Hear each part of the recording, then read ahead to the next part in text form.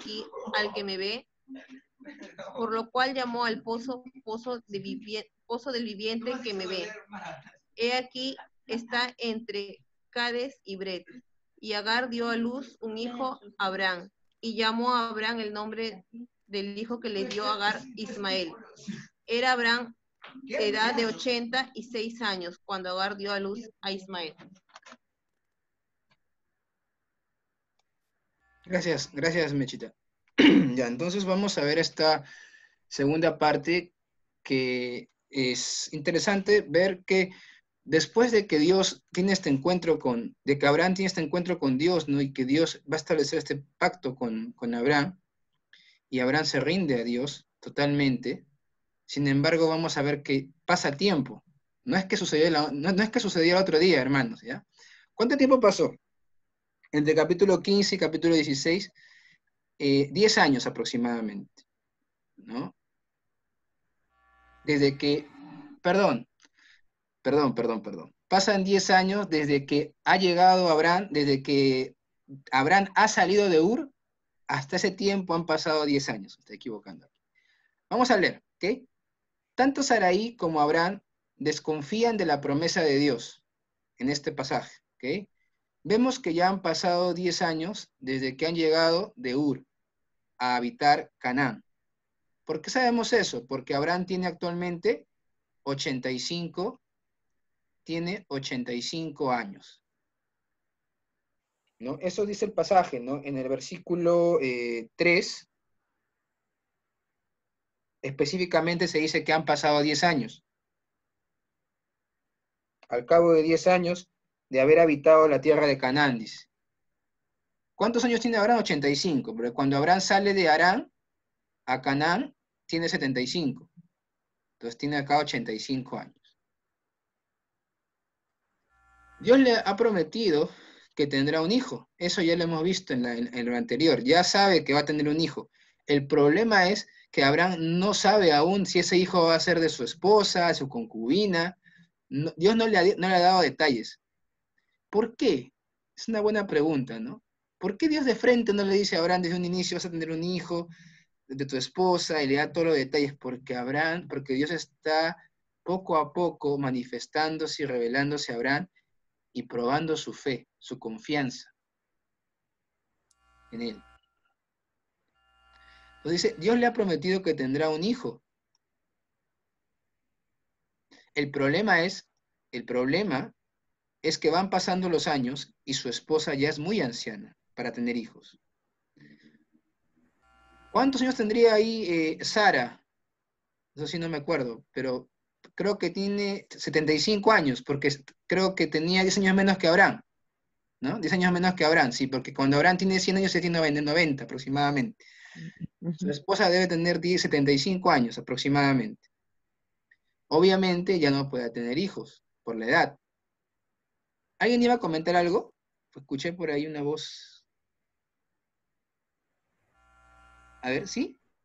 Normal, pueden hablar, no hay ningún problema. Si tienen alguna pregunta, algún comentario, o fue accidental. Bueno, ya entonces, ahora, uno era que era demasiado anciana para tener hijos, y dos, era que era estéril, peor todavía.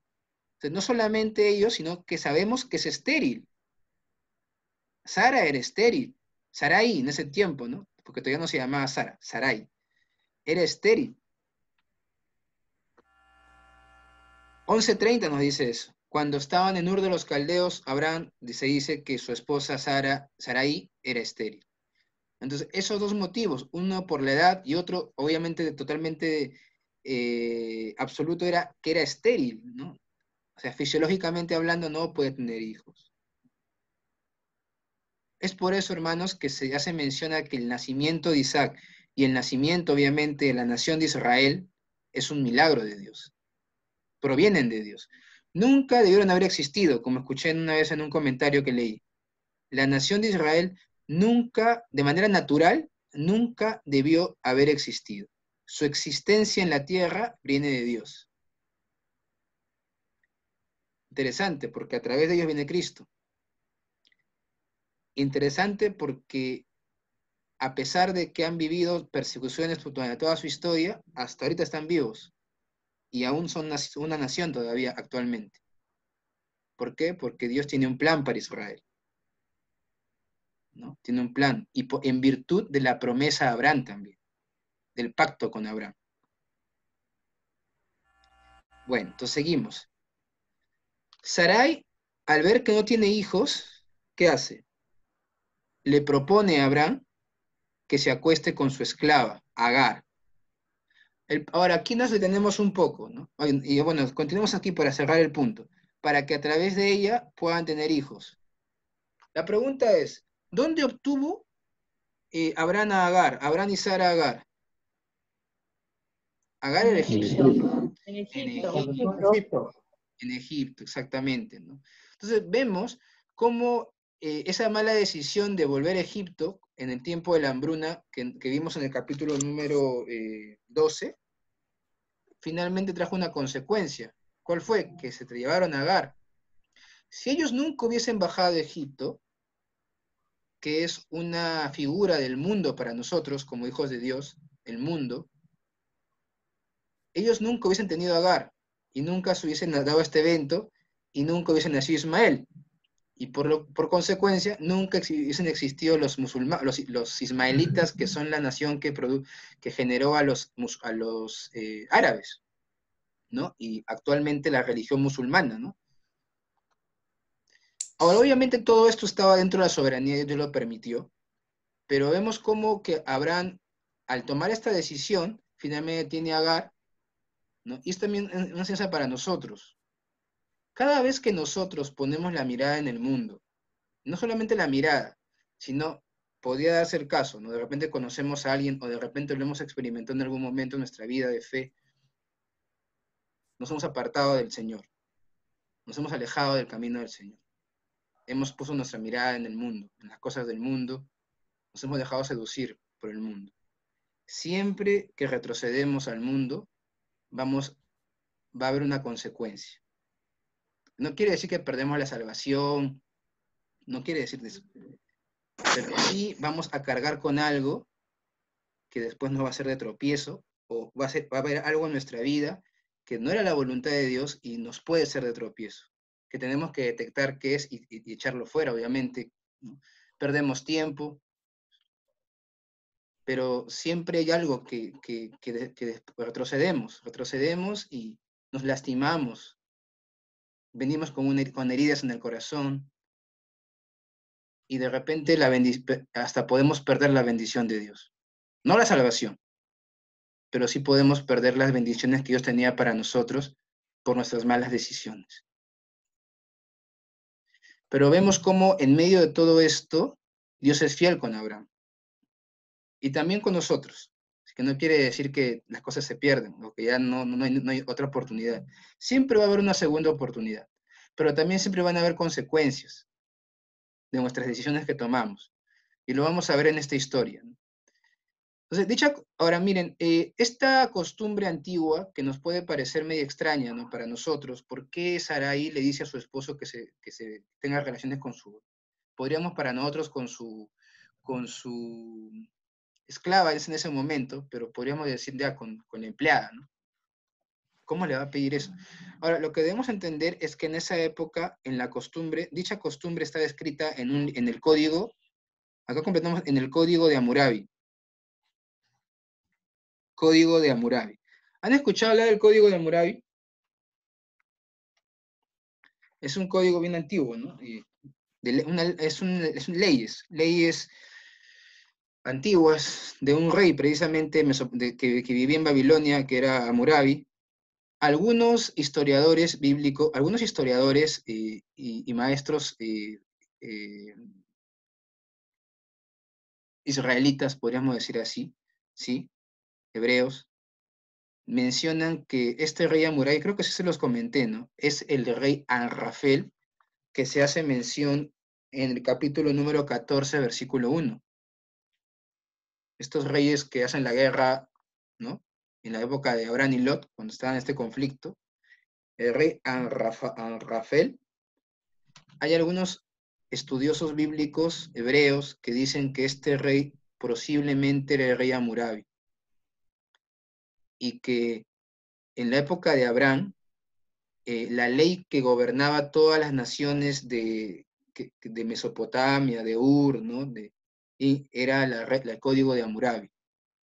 Y Abraham mismo había sido influenciado por estas leyes porque Abraham vivía en Ur de los Caldeos.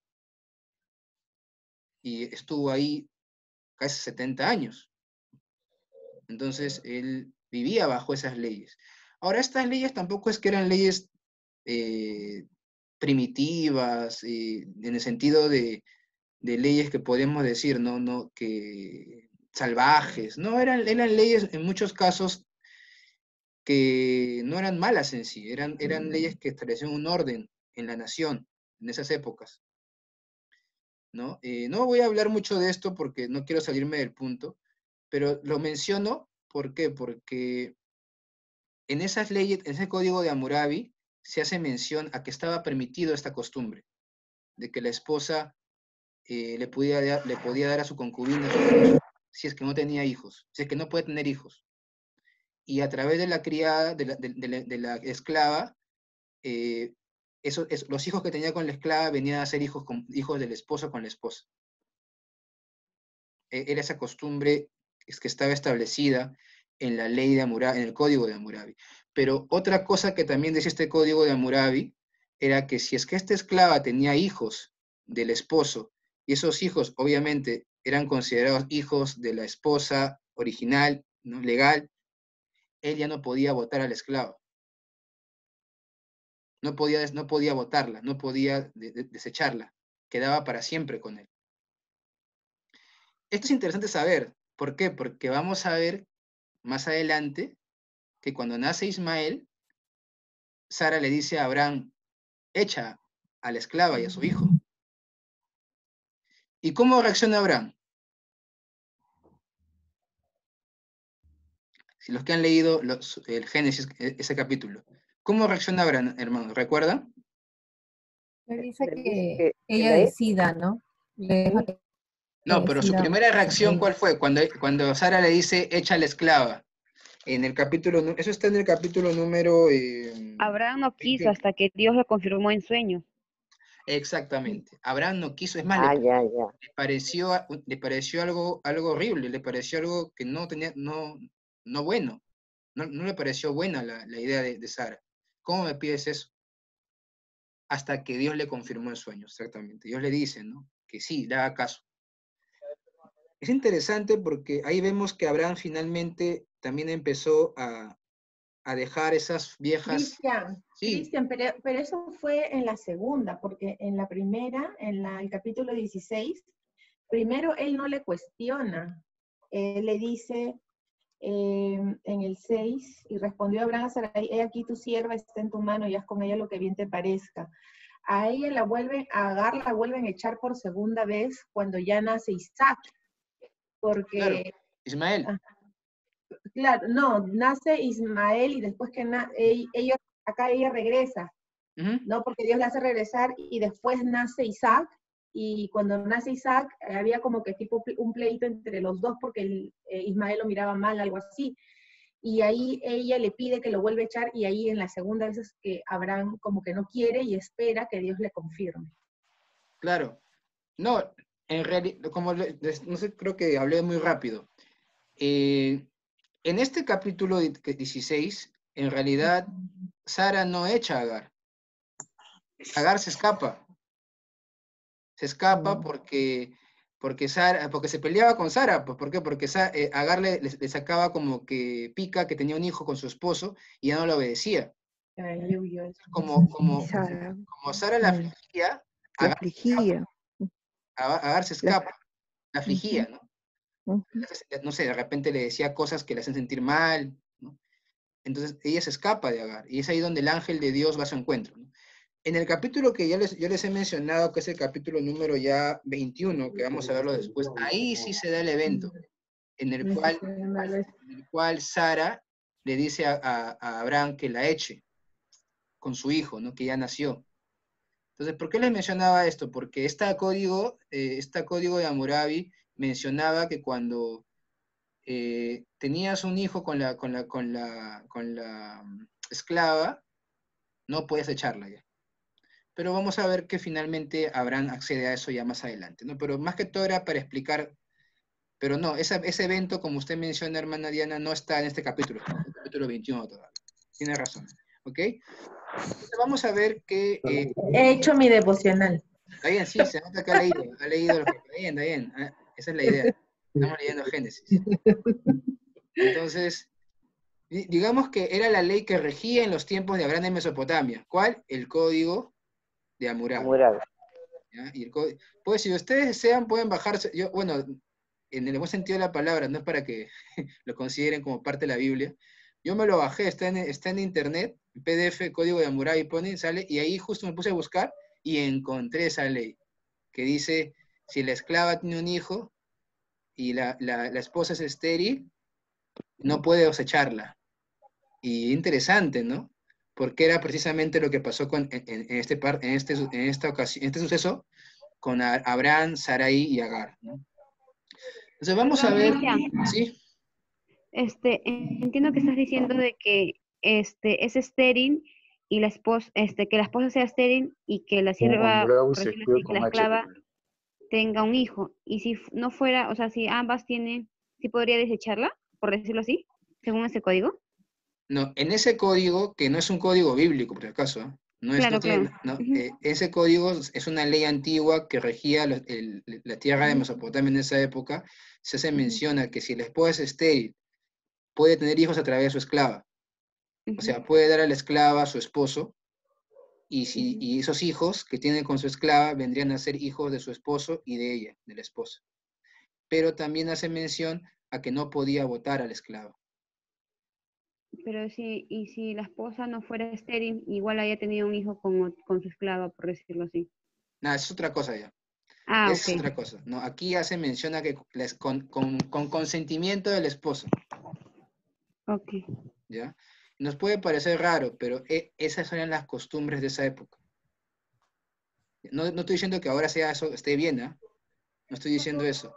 Estoy tratando de explicarles por qué los comportamientos de este tiempo, en la época de Abraham, porque era otro contexto cultural. ¿Ya? Era otra forma de vivir, otra forma de vida, era diferente la cultura en esa época. En ese tiempo no se veía malo hacer eso. Actualmente para nosotros, y ya obviamente sabiendo lo que dice la palabra, eso no está permitido, obviamente. Pero recordemos que en esta época no había ley de Moisés, no había Biblia, no había todavía nada de lo que nosotros tenemos ahora, ¿no? Ya Dios nos ha revelado su voluntad, y sabemos obviamente que cuando se casa alguien, nos casamos, tenemos que ser con nuestra esposa, ¿no? Sea estéril o no sea estéril, no podemos meternos con otra mujer, y viceversa, ¿no? Eso ya lo tenemos claro, ¿no? Sería adulterio, ¿verdad? Entonces, vemos aquí que el ángel de Jehová la trata con consideración. Ahora, ¿quién es este ángel de Jehová? No voy a meterme ahí porque ya es otro tema, pero el ángel de Jehová, algunos mencionan que otra teofanía. O sea, lo que le mencioné anteriormente, ¿no? La deidad tomando forma humana. Pero bueno, el ángel de Jehová la trata con consideración, dice, y a la vez le exhorta a volver a su señora. ¿Por qué? Porque Agar se había escapado, no le habían echado, ella se había escapado porque Sara la estaba tratando mal, ¿no? Entonces le dice, vuelve a tu señora, pórtate bien, estate sujeta a ella, la anima y le menciona que tendrá aquí me olvidé que dice, tendrá una gran descendencia, ¿no? Una gran descendencia. Le dice, y lo cual era considerado una gran bendición. Es que pongamos en lugar de Agar, pues, ¿no? Agar tiene un hijo, y ese hijo no es considerado su hijo. Es hijo de la señora e hijo del Señor. ¿Cómo se sentiría Agar? Tenemos que siempre cuando hablemos de la Biblia, ponemos... Es un vientre de alquiler, ¿no? Exactamente, exactamente. Es un ser humano, ¿no? Tiene sentimientos, tiene emociones. Ama al hijo, ¿no? Es su hijo, ¿no? Entonces tenemos que ponernos en ese contexto, ¿no? ver a los personajes bíblicos en sus sentimientos. Vemos cómo Dios ve a Agar, no la desecha, o sea, Dios conoce el corazón de Agar, sabe que, entre comillas, es una víctima de este error que ha cometido Abraham y Sarai, pues falta de fe, finalmente afectó la vida de Agar. Entonces, vemos que este encuentro fue crucial en la vida de Agar, ¿no? Tanto así que llama al pozo donde se encuentra con el ángel, pozo del viviente que me ve. O sea, cuando Agar se encuentra con este ángel de Jehová, siente que internamente que ha sido liberada de sus temores, ¿no? O sea, que ha sido escuchada, mejor dicho, ¿no? Haciendo alusión a Dios, quien va a su encuentro en su momento de aflicción. Y ella le pone a ese lugar, que era un pozo del viviente que me ve, que ve mi aflicción, ¿no? A Dios, quien conoce mis aflicciones y no es ajeno a sus temores, como menciona, bueno, el pasaje en capítulo 13, versículo 13, versículo 14. Esto es otro, acá podemos sacar otra enseñanza para nuestras vidas, ¿no? No sé qué situación podamos haber pasado en la vida, ¿no? Aquí de repente me dirijo a las hermanas, pero podemos ver que Dios, a pesar de que Abraham es obviamente escogido por Dios y Sara va a ser su esposa y tiene un plan para ellos, Dios no es ajeno al sufrimiento de las personas, de ninguna persona, así sea una persona no creyente, ¿no? Dios conoce el corazón y cuando alguien le busca, Dios va a su encuentro, ¿no? Para precisamente tener un encuentro con esa persona. Entonces vemos aquí el encuentro de Dios con Agar, ¿no? Consolándola, pero también indicándole que se sujete a Sara, ¿no? Y vemos aquí la gracia de Dios manifestada, y aún en medio del error cometido por Sarai y Abraham, en el cual podríamos decir Agar fue la más afectada, ¿no? Dios no hace acepción de personas. Dios no hace acepción de personas y consuela a la mujer. Consuela a Agar. Hermanos, este encuentro de Agar en el pozo con este ángel, ¿a qué le recuerda en el Nuevo Testamento? Samaritana. La mujer samaritana, ¿sí o no? Que es bastante parecido. La mujer samaritana. El encuentro era en un pozo también. En la Biblia, los pozos, siempre tome atención a los pozos, ¿no? Porque en los pozos se dan muchas cosas importantes, ¿no? Pero miren, ¿no? Cómo el encuentro de Jesús con la mujer samaritana. Es se podría hacer una especie de comparación, no digo que sea lo mismo, pero se podría hacer una especie de comparación con este encuentro de Agar, ¿no? Estaba afligida con el ángel de Jehová. El ángel de Jehová. Apaguen por favor su micro, hermano. Ya, gracias. Ok, ¿alguna consulta hasta aquí? Hermanos, quiero acabar... ¿cuánto es? No, esto es bastante. Vamos a dejarlo ahí, hermanos, porque esta parte también es importante, requisitos del pacto, y es bastante y no lo quiero cortar. Vamos a dejarlo ahí por el día de hoy, y ya la próxima semana estaríamos culminando lo que es la parte del capítulo 17. No estamos atrasados, estamos bien, solamente que estamos... Igual tengo una semana más siempre para hacer clases, así que no hay problema. ¿Tienen alguna pregunta?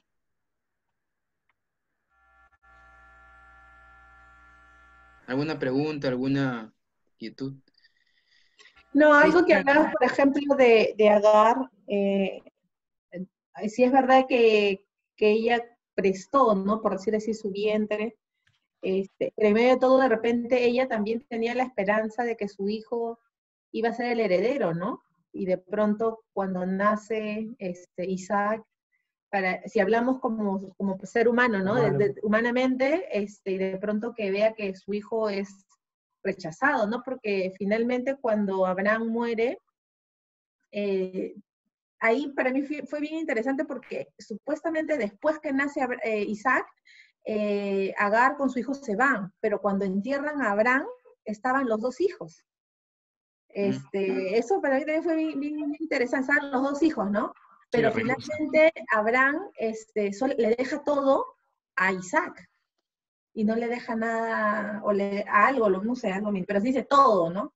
Entonces, como mamá, digo, ¿no? Como mamá, en el caso de Agar, también para ella difícil, ¿no? Que su hijo ella sintió de repente, experimentó el tema de la discriminación, la injusticia, en cierto, el abuso, ¿no? De cierta forma.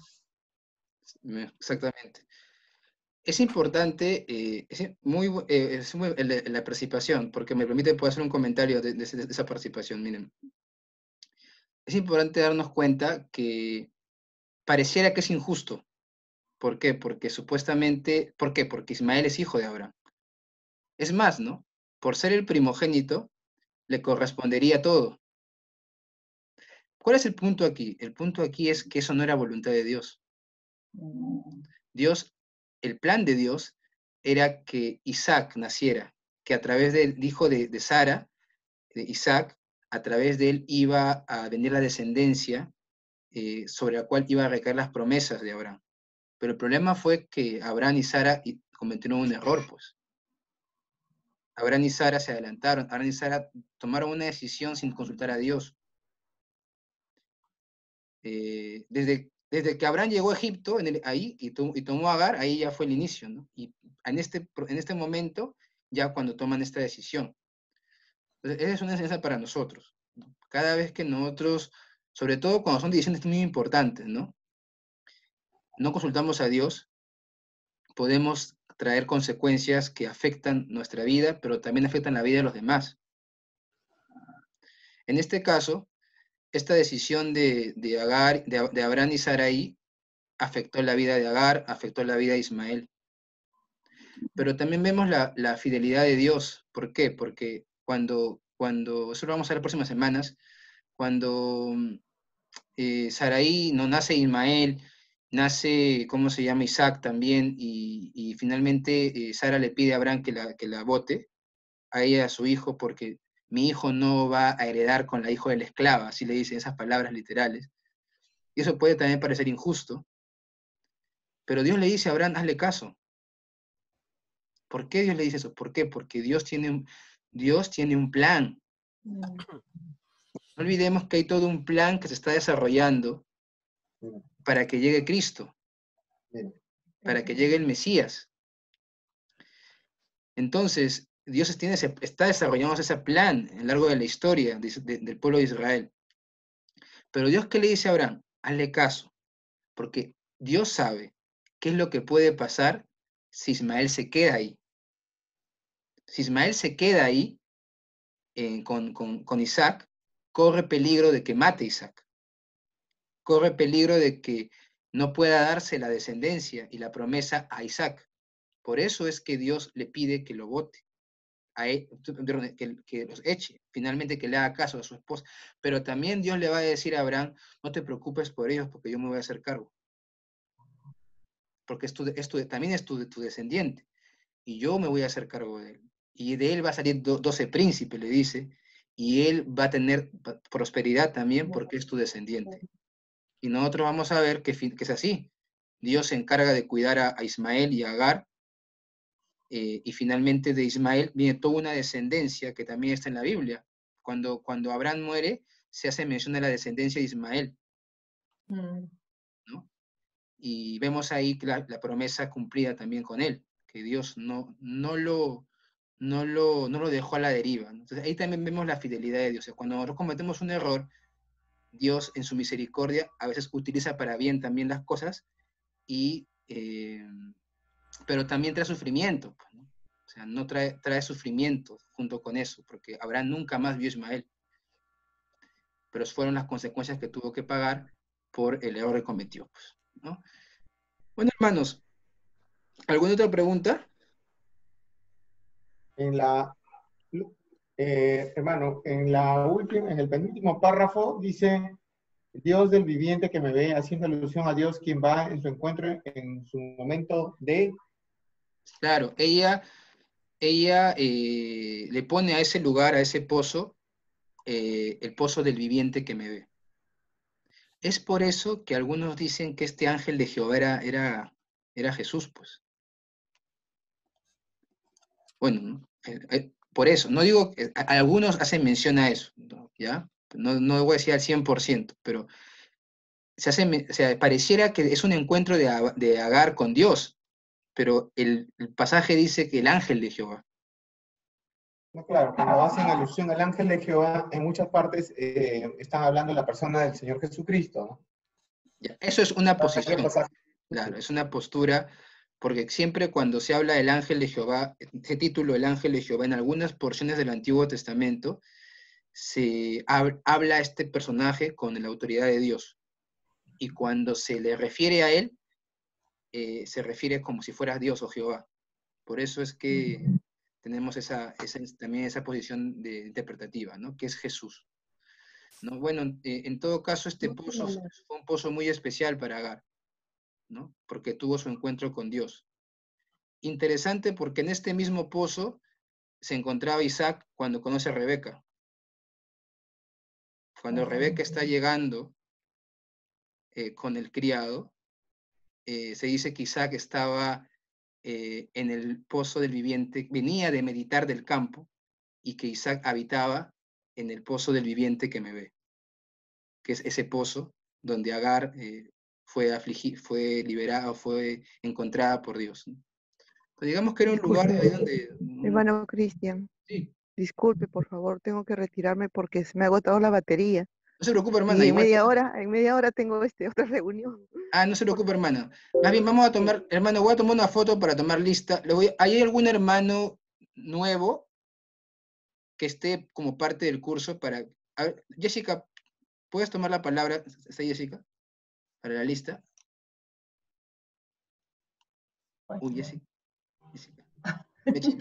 Mechita, ¿tuvo problema tu hermana con su celular? Porque me dijo que estaba baja la batería. Sí, está acá conmigo. Ok. Dice que ya tomó la lista. ¿Ya tomó la lista? Sí. Ya, bacán. Ya, bacán.